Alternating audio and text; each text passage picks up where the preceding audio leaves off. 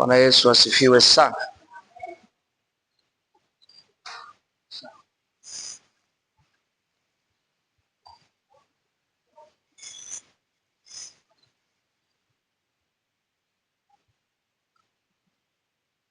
Leo tunamshukuru Mungu, tunao wageni na pia tumeambatana nao Pastor Dean Chui. Yes, we have the visitor here, so I'll try to use English for them to understand. Itachanganya Kiswahili na Kiingereza kidogo, amina, kidogo. Amina, yeah.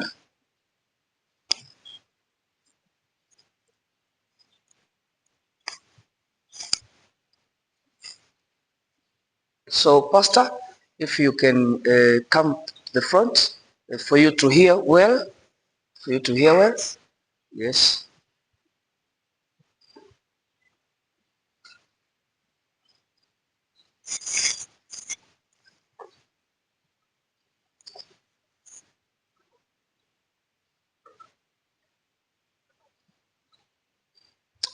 Bwana Yesu asifiwe. Jamani, katika wiki yote hii tumekuwa tuna somo hili la kupanda ufalme wa Mungu. Na asante Mungu kwamba leo tunaenda kumaliza, lakini hili somo halijaisha. Amina. Ni somo kubwa, ni somo pana ambalo tunaweza tukajifunza zaidi na zaidi. Amina. Lakini kwa sehemu wiki hii inatosha leo. Sasa for Pastor Lee, in this week we have learned about to build the kingdom of God. So we have learned in different places. We have just for today we are going to learn about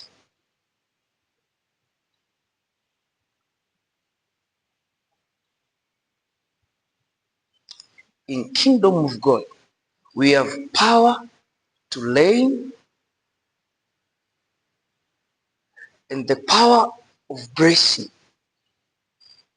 Katika ufalme wa Mungu kuna nguvu ya kumiliki, lakini tuna nguvu za baraka katika ufalme wa Mungu. Haleluya. Diana, nikuweke wewe mtafsiri?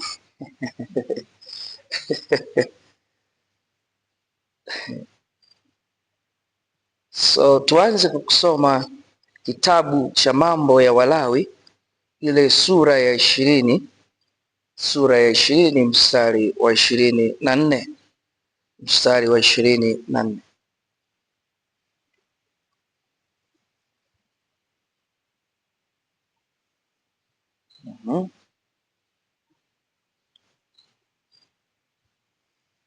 Maneno ya Mungu anasema hivi: lakini mimi nimewaambia ninyi, mtairithi nchi yao, nami nitawapa ninyi kuimiliki,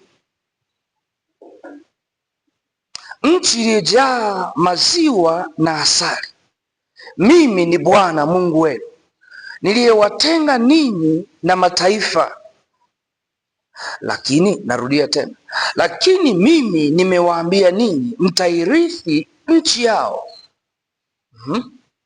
nami nitawapa ninyi kuimiliki, nchi iliyojaa maziwa na asali.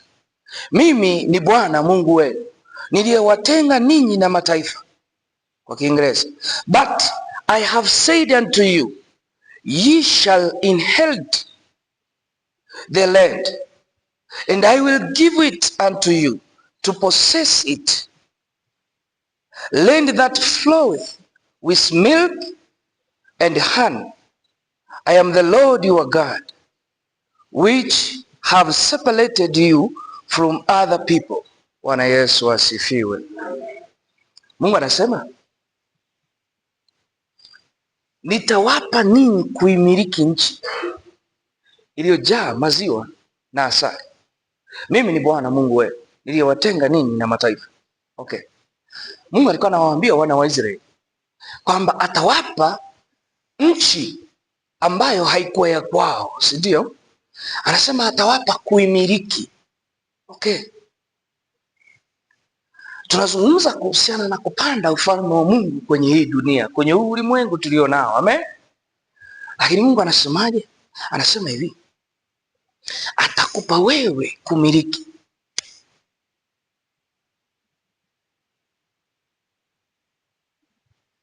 Na leo tunataka tujifunze kwamba ukiwa kwenye ufalme wa Mungu unatakiwa uwe na nguvu ya kuweza kumiliki na vitu vingine. Haleluya. Hapakuwa pa kwao. Na Biblia kama unasoma vizuri inaniambia hivi, ulimwenguni sio petu, si ndio? Haleluya. Ulimwenguni mnayo dhiki.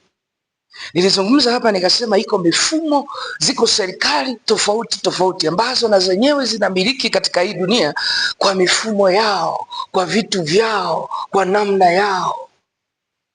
Sasa ni lazima mtoto wa Mungu uwe na nguvu ya kumiliki. Haleluya. Kama hauna nguvu, si wanakuja wanakutoa tu usiku wanakuja watachezea. Kwenye Wagalatia anasema hivi, mtu yeyote anapokuwa ni mtoto mdogo, unasikia, hawezi kumiliki mali zake, zote zitakuwa chini ya uangalizi. Mtoto wa Mungu usipokuwa na power of possession, usipokuwa na nguvu ya kumiliki, ujue kinachofuata, maana yake kwenye maeneo yako huwezi kutawala, utatawaliwa. Na nielewa ninachosema.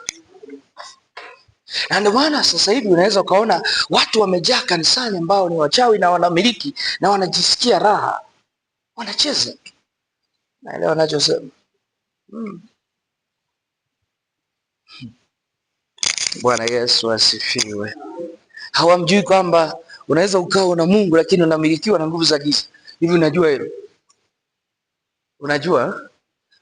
Unaweza ukawa umeokoka, umempokea Yesu, lakini nguvu za Mungu, nguvu za kumiliki hauna. Wachawi wanakutishia, unahisi wana nguvu kuliko wewe, kwa sababu inawezekana kwamba wamepata nafasi ya kumiliki kwenye maisha yako. Haleluya. Kwa hiyo kwenye nchi Mungu anaweza akakumilikisha, na unatakiwa na hiyo nguvu ya kumiliki na kutawala. Kuna mahali pengine nikafikiri, nikaenda mbali, nikasema watoto wa Mungu wengi hatuna nguvu ya kumiliki. Hebu niwaulize swali, kwenye nchi yetu hii ya Tanzania, nani anayemiliki na kutawala kiuchumi? Ni watoto wa Mungu wa mataifa? Aha. Kwa watu wenye uchumi mkubwa kwenye nchi yetu ni watu wa mataifa. Haleluya. Tena watoto wa mdogo, si ndivyo tunavyosema?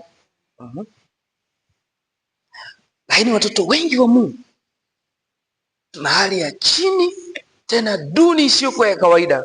Uongo? Ni kweli. Lakini sisi ndio ambao tumepewa mamlaka ya kutawala juu ya vitu vyote. Sijui kama kweli tunatawala. Kuna mtu mmoja alisema, ukiwa na nguvu ya kutawala, hata wanyama wanakusikia. Siku moja tulihamia kwenye nyumba moja, tulikuwa tunakaa, ilikuwa mitaa fulani hivi ya Mbarishi. Ile nyumba imeuzwa mara 8 na sisi tumeuzwa tukiwa ndani, yani tumepanga na sisi tukauzwa humo. Hivyo unaelewa? Sasa tukana namuuliza Mungu, kuna nini ambacho kinaendelea? Na toka tumefika tulikutana na vita ya uchumi isiyokuwa ya kawaida. Fedha ikae ndani haikuwa haiwezi kukaa. Bwana Yesu asifiwe. Okay? Sasa angalia, ukizunguka ile nyumba kulikuwa kuna eneo, na tutafuta nyumba kubwa ili kwamba tuweze hata kupanda bustani. Naona? Sasa ukizunguka kwenye ile nyumba kuna viroboto. Hao viroboto wanakuambia toka mtu wa kwanza alifugaga mbwa mpaka mtu wa 8 havijawahi kuondoka. Mvua zinanyesha, unajua viroboto mvua ikinyesha sometimes vinaondoka. Sasa vyenyewe haviondoki, wamechukua na dawa, wamepiga dawa, lakini hakuna kitu kinaondoka. Bwana Yesu asifiwe. Sasa tulipofika tunaanza kuomba, ndio mwanangu alipata ajali ya moto, aliungua na maji, lakini akitoka mwanangu amepona, naweza mimi nikaungua au mimi nikapata magonjwa. Ile nyumba ilikuwa ina mikosi bara, kumbe ina maagano. Ile nyumba ilikuwa ina maagano ya giza ambayo yalikuwa yamewekwa, hatuelewi nani ameweka. Naelewa? Sasa angalia, tukaanza kushughulikia kwamba Mungu, tunataka kumiliki kwenye ardhi, na hivi viroboto kama vimetumwa na huyu anayemiliki kwenye ardhi hii. Tukilala usiku unakutana na, unafahamu kuna mdudu fulani analiaga usiku, anafanya tik tik tik, unamfahamu? Unakuta analia kitandani kwa sauti kubwa mno. Haleluya! Sasa tunajikuta tunashindwa hata kulala. Sometime ukimtafuta kwenye kitanda humpati, ukienda mlangoni unashangaa mara kamehamia mlangoni, kanalia mno. Ukikosa hako kadudu anakuja paka usiku, analia dirishani, ukizunguka hayupo. Bwana Yesu asifiwe. Nataka nikwambie nini? Kuna mahali ambapo wewe unaweza ukawa unakaa ila hauna mamlaka ya kupamiliki. Na kama Mungu hana nafasi ya kupamiliki kwenye hilo eneo, kama kuna mfumo wa giza, ujue hautafanikiwa. Tunafanya biashara ya samaki, tukiuza kwenye ile nyumba, ukiweka nje ya nyumba hauuzi, zina China. Unaelewa? Ila tukitoka na wale samaki tukienda kuuza sehemu nyingine, tunauza na namaliza. Hivi hujajifunza kitu tu hapo? Maana yake kuna vitu vinaweza vikawepo kwenye ardhi ambavyo vinaweza vikawa vinakunyima wewe kumiliki. Unataka kufanikiwa, vinakunyima kumiliki. Unataka kuvuka hatua, vinakunyima kumiliki. Tulianza maombi ya kufuruliza kila siku, asubuhi na jioni lazima tuombe risali moja. Kila siku tunakaa na mke wangu tunapiga maombi. Tunataka tubadilishe anga. Yaani tulipofanikiwa tu tukasema tuwe tukatesti sasa tuone kama kuna viroboto. Tukaenda, tulipozunguka kutesti, hakuna kiroboto hata mmoja.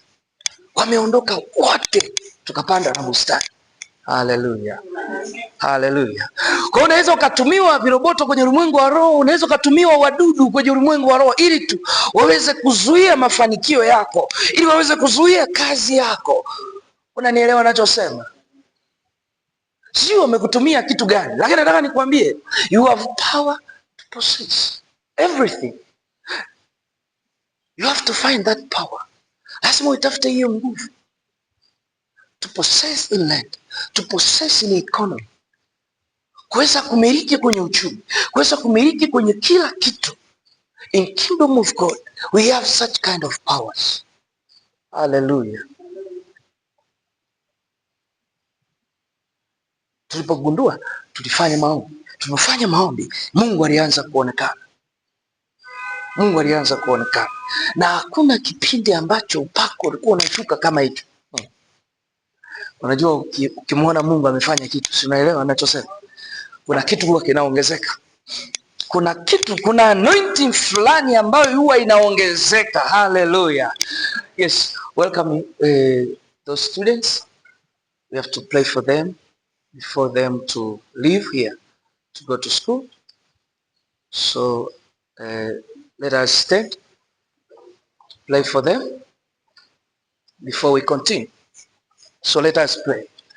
Mungu wetu, katika jina la Yesu tunawaombea baraka zako hawa watoto wazuri ambao wamewahi hapa kwa ajili ya kwenda shuleni, lakini Mungu hawajasema wanaenda shuleni tu Bwana. Mungu amesema na hapa watapitia kwenye ibada hii ili wapate baraka, na sisi Mungu hatuchoki kuomba baraka kwa ajili yao. Roho Mtakatifu, tunakusii tena leo, Roho wa Bwana uwabariki hawa watoto. Roho Mtakatifu uwainue hawa watoto katika jina la Yesu Kristo wa Nazareti. Roho Mtakatifu, ninaomba baraka zako, ninaomba Mungu wafungue tena ufahamu. Mungu uendelee kuwalinda katika jina la Yesu. Na siku ya leo tena Roho Mtakatifu ukawazidishe sana, Mungu ukawape kibali. Lakini kama kuna sehemu yoyote ambako shetani amepandikiza kitu chake kwenye wiki zima hili, tunang'oa ndani ya mioyo yao, tunang'oa ndani ya mioyo yao. Damu ya Yesu itawale na kumiliki ndani yao. Shetani mlaaniwa, asipande mbegu yoyote ya giza ndani yao katika jina la Yesu Kristo wa Nazareti.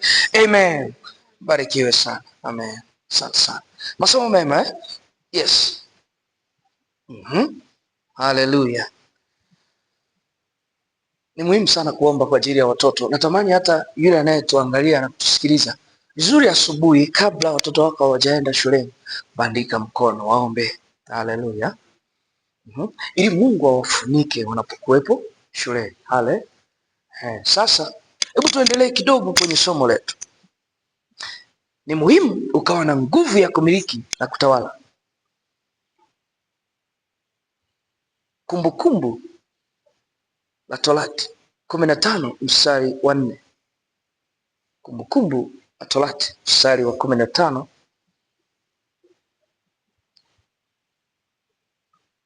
sura ya 15 mstari wa 4.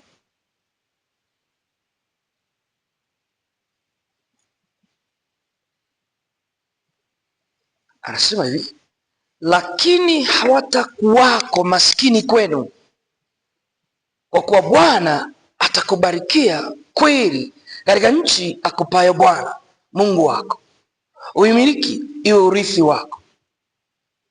Mungu atakapompa Israeli nchi, anamwambia hakutakuwa na maskini kwenu.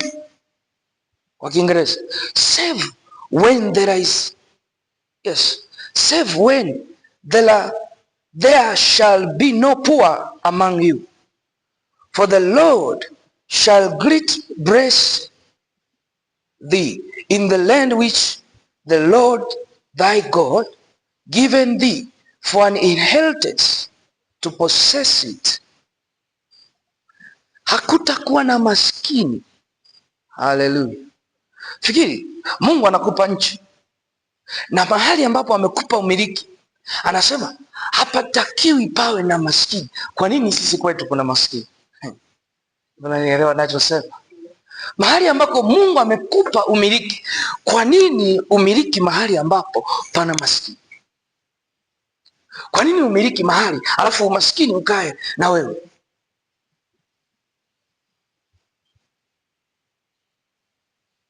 Haleluya. Mungu anasema alipotupa kumiliki hakutakuwa na maskini. Na sisi tunatakiwa tumiliki na tuseme hivyo kwamba Mungu katika jina la Yesu, kwenye ardhi, kwenye familia zetu umetupa tumiliki, nasi tunamiliki, hakuna maskini. Unaelewa ninachosema? Watoto Mungu amekupa neema ya kuwamiliki. Unataka umwambie Mungu, Mungu hakuna maskini kwenye watoto wangu. Na Mungu anasikia kwa sababu amekupa umiliki. Si unanielewa ninachosema? Na inawezekana. Haleluya. Kwa sababu huo ndio urithi wako. Mungu alipokupa, na wana wa Israeli, nataka niwaambie, hawakuwa maskini wale watu, msiwachukulie kawaida. Ni watu ambao Mungu amewabarikia kuanzia rohoni mpaka mwilini. Hawajawa maskini kama tunavyofikiri sisi. Wale watu walikuwa na nguvu ya akili ya kumiliki, lakini pia wana nguvu ya uchumi. Sasa hivi tunaambiwa ni nchi ambayo pia ina silaha za hatari sana, wana teknolojia ya hali ya juu sana. Hata Marekani anawatumia hawa watu. Haleluya. Ngoja tusome kitabu cha Ufunuo tena, sura ya 5 mstari wa 10. Bado Mungu anaendelea kutusisitiza jinsi gani ambavyo ametufanya kuwa wamiliki kwenye mifumo ya kidunia na mifumo mingine. Mungu ametuweka tuwe wamiliki. Haleluya. Ufunuo sura ya 5, the book of Revelation chapter 5 verse 10. The book of Revelation chapter 5 verse 10. Biblia inasema hivi, ukawafanya kuwa ufalme na makuhani kwa Mungu wetu, nao wanamiliki juu ya nchi. Haleluya. Wakina nani hao? And hast made us unto our king, unto our God kings and priests, and we shall reign on the earth, and we shall reign on the earth. Mungu ametufanya kuwa ufalme na makuhani wa Mungu wetu, nao wanamiliki juu ya nchi. Sisi ni wakina nani? Ni wafalme. Mungu ametufanya kuwa wafalme na makuhani ambao tutamiliki kwenye nchi. Tukiwa wafalme, maana yake tunatakiwa tumiliki uchumi. Hivyo nanielewa ninachosema? Tumiliki kila kitu ambacho kinaendelea katika ulimwengu wa mwili. Lakini tukiwa makuhani, tumiliki mambo ya kiroho. God has made us to be the priest, to reign on this earth, to possess in every spiritual thing. Hallelujah. To have power to conquer everything. Tunatakiwa tushinde kila kitu. Ni nguvu Mungu ambaye ametuwekea katika ulimwengu wa roho. Mungu ametuwekea hiyo nguvu ya kuwa makuhani. Unanielewa ninachosema? Inawezekana hujavaa kola kama mimi, lakini wewe ni kuhani wa Bwana. Haleluya. Unaweza ukasemesha mambo kwenye ulimwengu wa roho naye anasikia.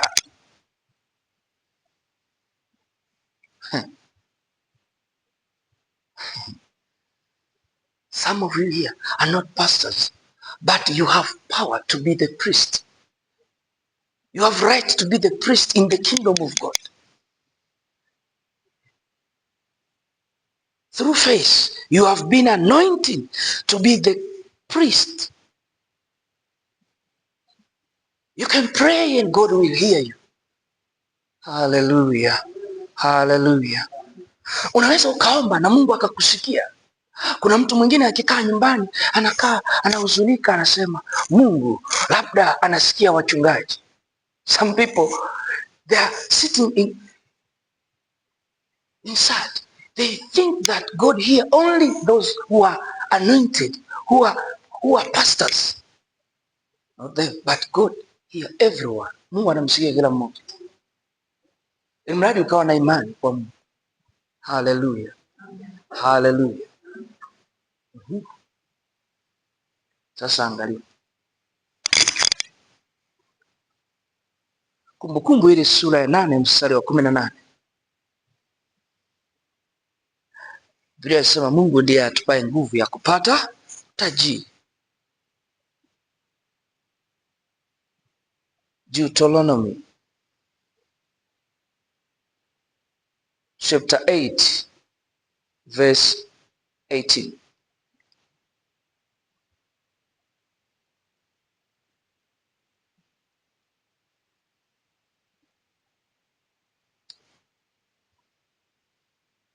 Bali utamkumbuka Bwana Mungu wako, maana ndiye akupaye nguvu za kupata utajiri, ili alifanye imara agano lake alilowapa baba zako, kama hivi leo. Kama hivi leo. Okay? Utamkumbuka Mungu wako akupaye nguvu ya kupata utajiri. Haleluya. Mungu ndiye anayeweza kutupa nguvu ya kupata utajiri. Unanielewa ninachosema? Ukitaka nguvu ya aina yoyote ile, Mungu anayo.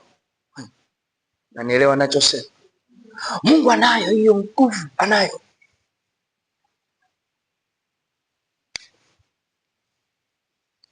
Ngoja tumalizie kitabu cha Samueli, the book of the first book of Samuel chapter 2. The first book of Samuel chapter 2 verse 7. Let us end there before we pray to God.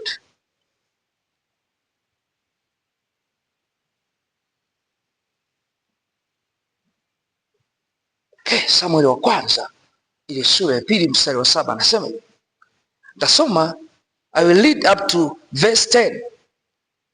So the 7th verse said, Bwana hufukarisha mtu naye hutajirisha, hushusha chini tena huinua juu.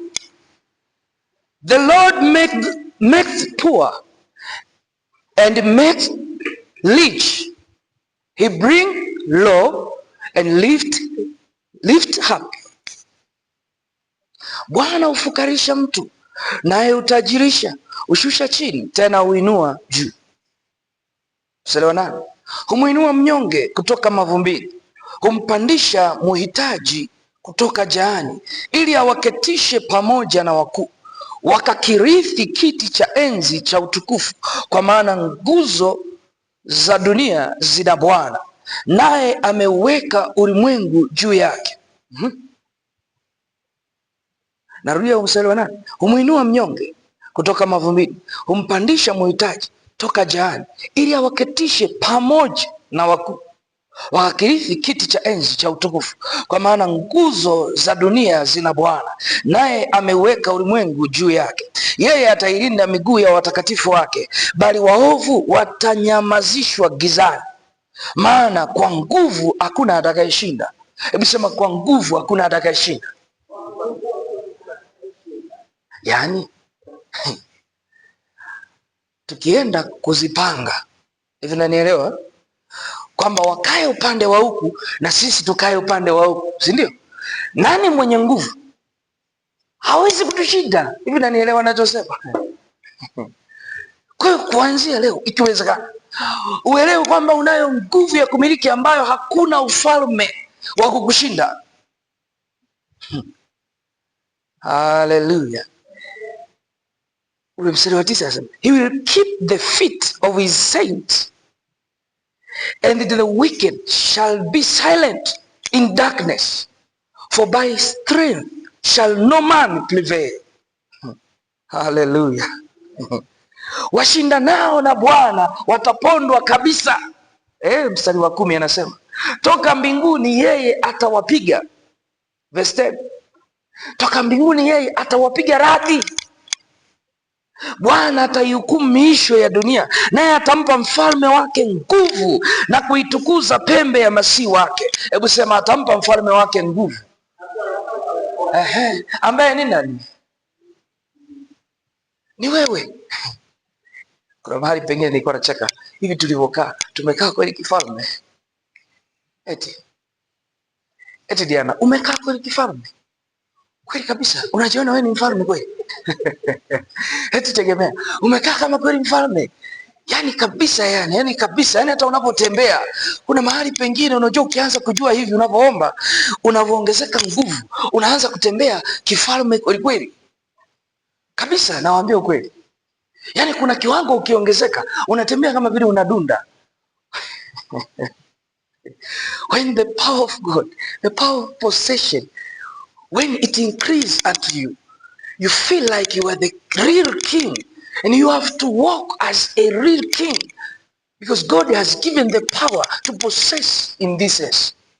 You have to walk as the warrior, strong warrior. Hallelujah. Bwana Yesu asifiwe. Kwa hiyo, if people will come to have the quarrel or to fight with you, verse 10 say, the adversaries of the Lord shall be broken to pieces. Out of heaven shall he thunder upon them. The Lord shall judge the end of the earth, and he shall give strength unto his king, and exactly the horn of his anointed. Bwana Yesu asifiwe. the Lord shall give thunder upon them. Mungu atawapiga radi hao wanaojiona kwamba wana fight na wewe. Mungu atapiga radi. Hebu sema Mungu atapiga radi. Kuna mahali pengine tunatakiwa tuite radi ya Mungu. Anasema Mungu, hawa wana fight na mimi. Mungu shusha radi. Yes. So anaendelea kushikilia uchumi. So anaendelea kupambana na wewe. Chilia radi. Hivi na leo nachosema. Hallelujah. So we have to pray for those who are fighting with our lives. Those who try to give temptation. Those who try to go against us. We have to stand and pray that God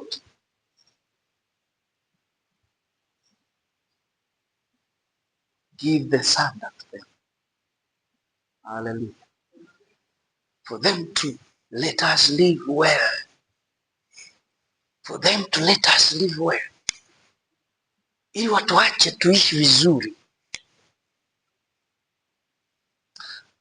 If there are witches somewhere who try to possess your life, bring the thunder of God. Kama kuna wachawi wamekaa sehemu wanatawala juu ya maisha yako, achilia radi ya Mungu leo. Na nielewa nachosema. If they possess your child, give the thunder of God today. If they possess your economy, give the thunder of God. You have such kind of power. Unayo hiyo nguvu. Mwambie tu Mungu kwamba Mungu, leo naachilia radi yako ishuke. Let it scatter them. Iwatawanyishe, iwaharibu kila eneo walipokusanyika, walipokaa vikao, walipoweka ajenda. Hallelujah. Na kuanzia leo wewe ndio umiliki, kuanzia afya yako. If they possess your well-being, your health, we have to pray today for them to let us free. Hallelujah. Let us stand, please. Kama umenielewa, twende mbele za Mungu tumuombe Mungu.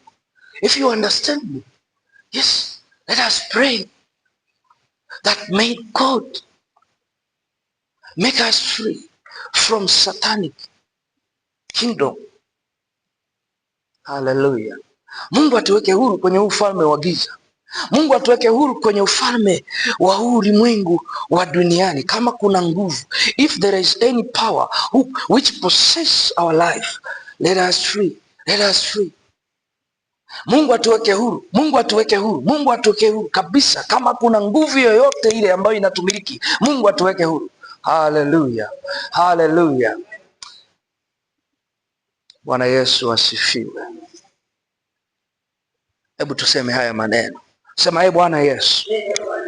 Sema kwa sauti sasa. Sema, Bwana Yesu.